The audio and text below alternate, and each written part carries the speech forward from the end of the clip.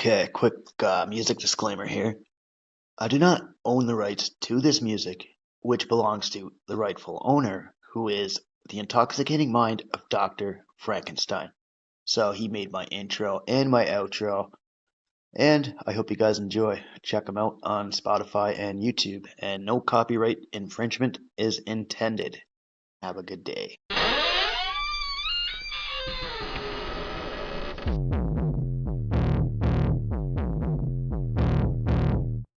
A clear choice of good versus evil, of right versus wrong.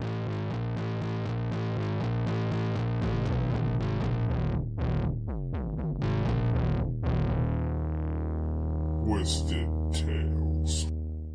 All right, welcome back to Twisted Tales. I hope you're all having a wonderful weekend here. And my next tale I'm going to give to you, it's going to be a short one. This will be on a missing person slash unsolved homicide case. Well, started out as a missing persons anyway. Now, an unsolved homicide, this can also be known as a cold case. So this refers to a criminal investigation that looks into a death ruled or suspected to be a murder that remains unresolved after many years. And then all the leads that they were looking at have become exhausted. Now, it's also a case where a suspect has not been identified, charged, or convicted of the investigation, and essentially it's closed due to lack of process. Even though all these unsolved homicides keep going, like there's a whole bunch of them around the world, right? And it always leaves the families and the communities with a sense of loss, a lack of closure, and all the circumstances surrounding death still remain a mystery, right? Like nothing's solved. And it's been a while since I did one of these cases here, so I guess we'll get down to business here. So this tale I actually got viewer requests long ago. So it's been a while since I did one of these, so yeah. This tale's going to be about a woman named Mary Ann Lamrock. Now, a little bit about her. She was the eldest of 6 siblings growing up, so she was the oldest. She was born April 2nd of 1964. She resided in Yarmouth County, which is in the area of Nova Scotia. Yarmouth County was established back in the year 1836, and it has a population of some 25,000. So when Mary Ann's parents divorced, they went their separate ways. All the kids were placed in foster homes. So all 6 of her family members were spread out into different foster homes. Now, growing up, she ended up working at a fish plant. Some may have a different name for it here, like a fish processing plant facility. This is a facility in which fish processing is performed. So they're commonly located near bodies of water, but they can be located inland and on like fishing vessels and shit. So this is where like fish are cleaned, cooked, packaged, canned, or frozen, right? And then they're distributed along the wholesale and retail markets. Now, growing up, she was named Ann as a kid because she went into like foster homes and stuff. And according to like all the people around her, she actually really loved the name. Now, she was a young lady who was very protective of her siblings growing up. And she did keep in touch with all of her family members there because even though they were spread out through 3 different homes, she continued talking to all of them. Now, Ann and her sister Linda, they had lived in the same foster home. This was up in Lower Shannon Point in Shelburne County. And the 2 sisters were just wicked close. Linda actually recalls times where the 2 would share each other's clothes when they were going out places. The last known sighting of Lamrock had been on March 6th of 1990.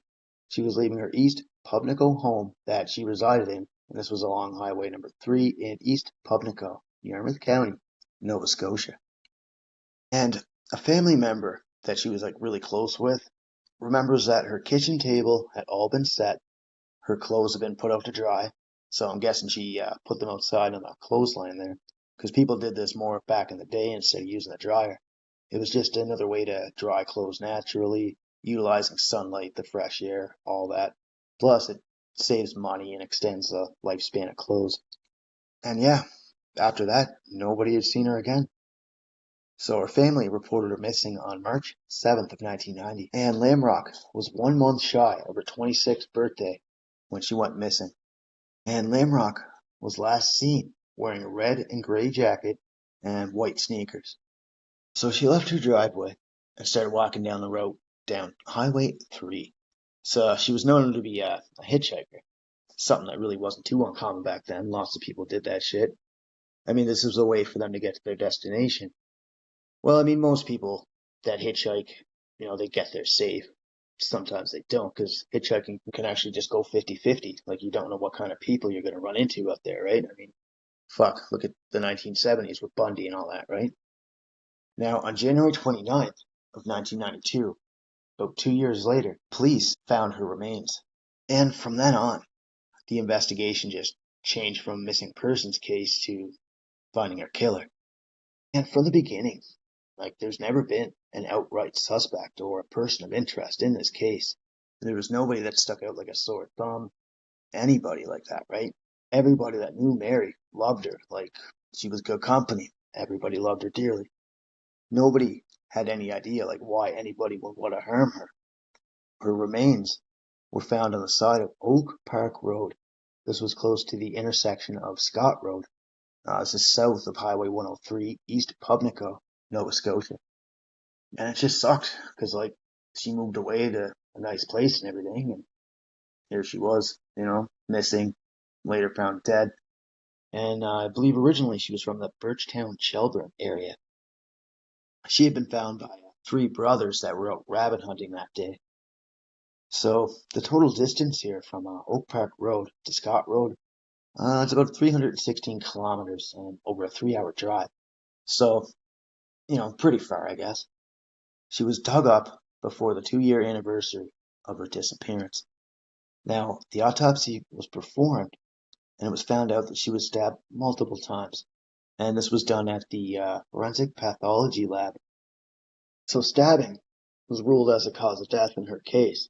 And it was just a wicked, violent stabbing at that, because of how many times she was stabbed.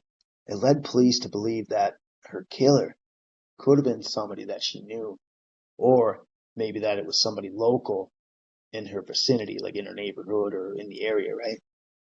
And the Lamrock case is one of many files that's being handled by Southwest Nova Major Crime Unit. And through the years, like, there's been many investigators working on this case. Like, they work on it, they talk to people who might have been involved, just to try to get a hold of every lead that they could find. During the case, Parsons had admitted that the case was both baffling and very frustrating, because he investigated it like a lot of years. So he had some quotes here that he did, like some newspaper articles. He said, "It just seems like we're going around, around, and around.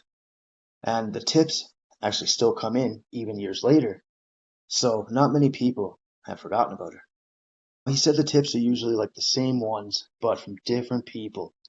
Gives them like a little bit of info on like maybe the ground that she was found at, and like places that the police have already searched and covered over the years. He says it's still the same names, the same territory. Sometimes it's just like a bunch of hunches, right? And it involves names of people that have already passed away. And I believe 12 years after the case here, a person actually found a knife in the area of Yarmouth and whatnot. So they brought it to the police station to see if it had any connection to the case, but I guess nothing ever came from it. Now, at one time, there was a reward for $50,000 that was offered up, and later it was upped to $150,000 through the years.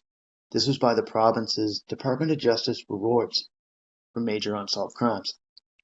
The reward's actually payable in Canadian funds, and it was pretty much made as an incentive to gain knowledge of the case, bring people forward if they had any information. Because in reality, all it takes is one person with some knowledge of the case to maybe someday solve it. But even in the presence of this reward, the case hasn't came to a close, right? It hasn't been solved.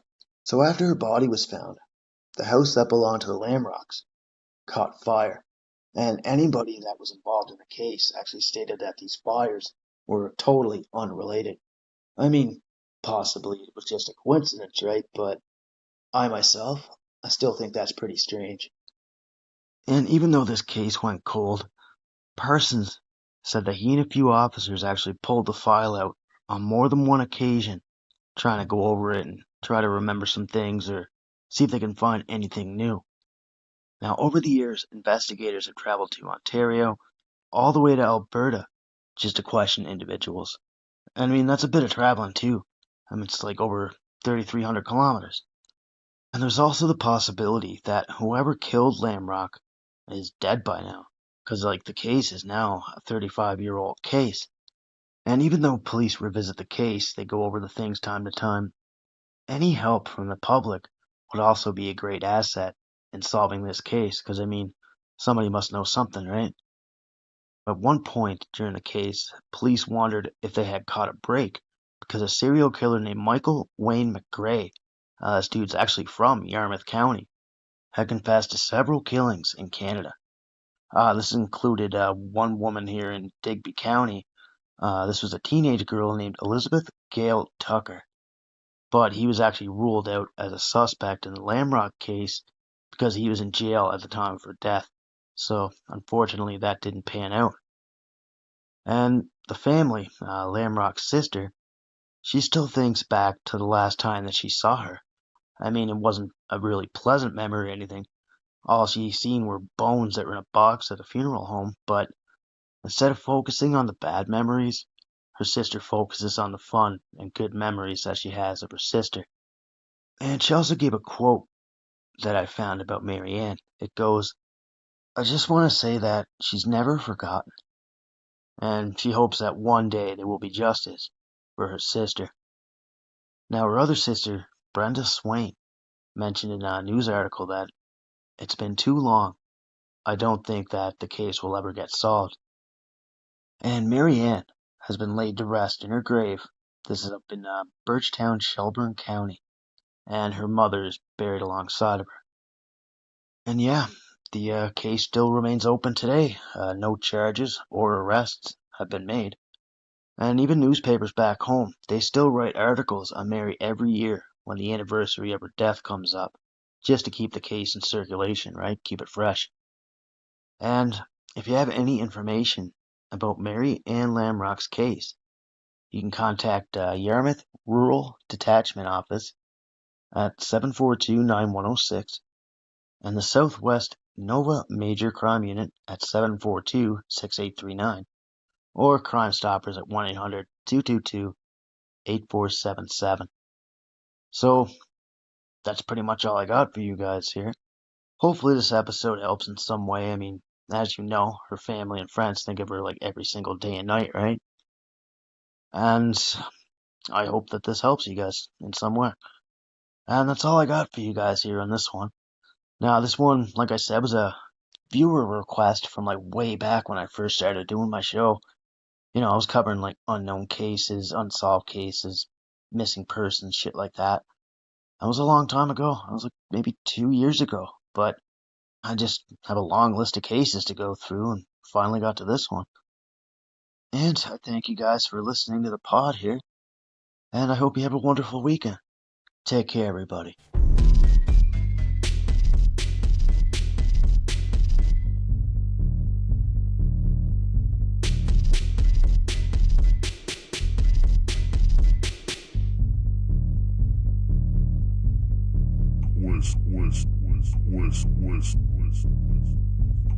Twisted Tales.